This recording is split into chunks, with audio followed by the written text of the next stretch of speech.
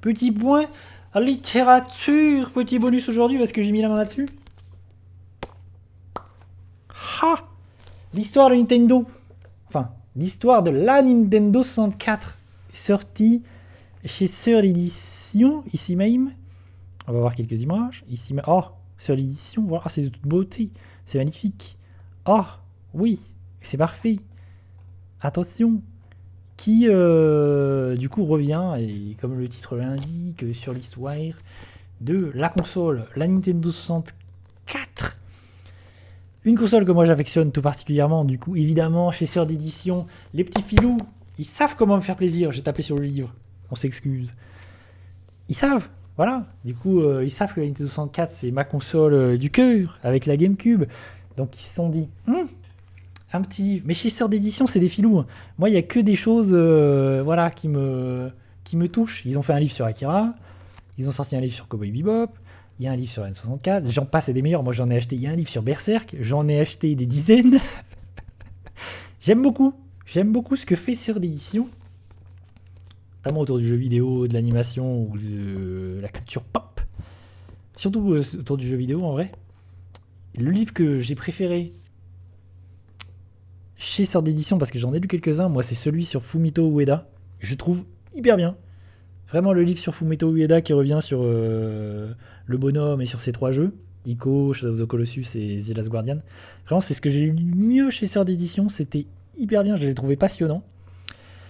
Et j'aime beaucoup, moi, ce que font ces gens-là. Mais j'ai toujours un problème. Ça, j'en ai déjà parlé. Hein. Vraiment avec le fait de faire des livres qui parlent de sujets, que ce soit le jeu vidéo, le manga. Sur Berserk, par exemple, je trouve ça hallucinant. Il n'y a pas d'image. Il n'y a pas d'illustration. Il n'y a rien. Ça me rend fou. Il n'y a même pas un petit schéma de la 64. Il n'y a rien du tout. Ça me rend dingue. Sur Berserk, je trouve ça absurde. Il n'y a aucune case de Berserk. Rien, zéro. Je sais que c'est le projet, que c'est leur projet de faire des vrais livres, des romans, nanani. Mais ça n'a pas de sens. Pour moi, à un moment donné, ça n'a pas de sens. Mais faites-moi des livres avec des illustrations. Il y a plein de moments, quand tu lis les livres, tu te dis, mais mettez-moi les illustrations. Là, ça parle de la 64, de l'histoire de la 64. Mettez-moi les pubs de l'époque, de la Nintendo 64. Mettez-moi des photos, des extraits. Il parle des démos, nanani, nanana. Mettez-moi des photos des démos, de toutes ces choses-là. Pourquoi il n'y a pas tout ça dans le livre? J'imagine que c'est des problèmes de droit. Mais ça me rend ouf. Je me dis, c'est tellement dommage de pas faire des versions de ces livres avec même des illustrations. Si c'est un problème de droit, demandez à des illustrateurs. Peut-être ça coûte trop cher, mais faites quelque chose là-dessus.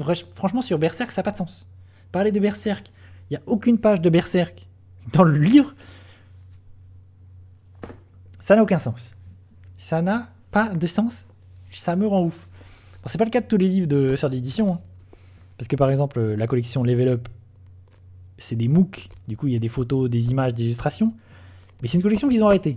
Moi c'est ce que je préférais chez eux, ils ont arrêté la collection. Donc c'est quand même dommage. Bon, pour revenir à l'histoire de la Nintendo 64, j'ai quand même pris beaucoup de plaisir à lire le livre, même si, encore une fois, je trouve qu'il y a un acte manqué. En plus il y a tellement de choses, il y aurait tellement de choses à mettre. Des designs, des machins, des illustrations. Le livre pourrait faire 2 fois plus de pages. S'il y avait... Bon, il coûterait 2 fois plus cher. C'est peut-être aussi ça le truc. Mais vraiment, c'est dommage. Alors, j'ai kiffé. J'ai pris beaucoup de plaisir, mais j'ai beaucoup de trucs qui m'embêtent un peu. C'est que c'est hyper érudit. Vraiment, il y a beaucoup... Tu sens qu'il y a eu un taf de recherche. D'ailleurs, je ne l'ai pas dit, mais c'est écrit par Patrick Helio, qui notamment officie sur le podcast Silence on joue. Très très bon podcast, hein, qui existe depuis très très très longtemps. Moi je l'écoute de temps en temps. Et Patrick Helio, c'est un bonhomme que j'aime beaucoup. Et du coup c'est hyper... Il y a vraiment un taf de recherche de ouf, notamment sur le contexte. Recontextualiser la console vraiment à l'époque, les années précédentes la sortie de la console. Là où j'ai un problème, c'est que ça prend trop de place. Ok, il y a beaucoup d'infos, il y a beaucoup de choses, mais en vrai, il y a au moins la moitié du livre, c'est avant la sortie de la console.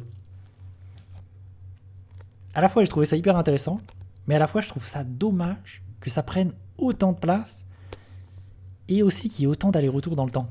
Parce que souvent ça fait des allers-retours, il y a beaucoup de choses à la fois intéressantes, mais à la fois c'est pas trop le sujet, où il va parler des autres... Pour remettre dans le contexte de l'époque, on va parler de la 3DO, de tout ce contexte. En plus c'est très particulier la 64, elle arrive à un moment donné où la PlayStation est déjà là, la Saturn est déjà là, la Dreamcast va arriver, donc elle est dans un entre-deux, elle a une courte durée de vie, elle a très peu de jeux, surtout des jeux Nintendo qui ont marqué les esprits, les jeux rares. Donc si, c'est hyper intéressant, mais je trouve que tout le avant la sortie de la console, ça prend quand même beaucoup de place et ça met beaucoup de temps. Moi, ce qui m'intéressait, c'était la console, les jeux, quoi. Qu'on parle des jeux, et effectivement, il y a une partie où on va revenir sur les jeux, mais c'est la fin. Et au final, on en parle assez peu. Il y a plein de jeux qu'on va éclipser. Il y a plein de jeux dont on va pas en parler. C'est un peu dommage. Évidemment, on va parler de Mario 64. C'est évident, parce que c'est le jeu de la 64. Mais ça m'a manqué un peu de... Vraiment de revenir plus sur tous les jeux. Vraiment, il y a plein de jeux où ça m'a chafouiné qu'on n'en parle pas. Et qu'on n'aille pas plus. En fait, ça aurait été intéressant vraiment d'aller questionner les gens qui ont taffé sur les jeux à l'époque. Plus sur différents jeux, sur des jeux un peu obscurs, sur des jeux un peu chelous. Sur des Turok, des machins. D'aller, je pense que c'était compliqué, mais d'aller poser des questions vraiment aux gens de Rare et tout. Parce que tu sens que c'est documenté, qu'il y a plein de recherches qui ont été faites. Mais il aurait été hyper intéressant d'aller discuter avec plein de développeurs, d'aller choper des interviews et d'aller parler et d'avoir sur plein de jeux de la 64 de qu'est-ce qu'il en était de ces développements à l'époque. Parce que y a plein de choses hyper intéressantes à dire. Moi, la 64, c'est une console que j'adore. Avec moult de jeux extraordinaires, même en dehors de Nintendo. Vraiment, il y a des choses étonnantes. 64, il y a beaucoup de jeux qui apparaissent de licences folles comme Animal Crossing, comme Smash Bros, qui apparaissent sur 64. Donc, c'est intéressant. Il aurait été intéressant, voilà, de plus touiller Animal Crossing, même si c'est un jeu qui n'est pas sorti par chez nous. Enfin, moi j'ai kiffé parce que ça me passionne. Donc, lire sur Nintendo, lire sur la console, une console que j'aime beaucoup, j'ai quand même pris beaucoup de plaisir. Mais il y a plein de trucs où je suis pas satisfait à 100% et c'est un peu dommage. Mais en tout cas, si vous, comme moi, avez grandi avec la 64, je peux conseiller ce livre chez Sœur d'édition, qui a d'ailleurs une super couverture, je trouve. Je trouve la couverture très très cool. Très jolie, mais c'est dommage que ce soit la seule illustration de tout le livre. Je dis ça, voilà. Encore une fois. Voilà. Cela dit, encore un livre de qualité. Mais chez Sœur d'édition, ils savent comment me parler. Là, je sais qu'en mai, dans quelques jours, il y a un livre sur les livres dont vous êtes le héros qui arrive.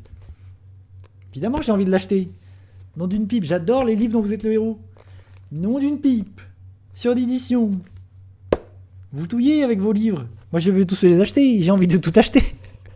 Ça me rend fou.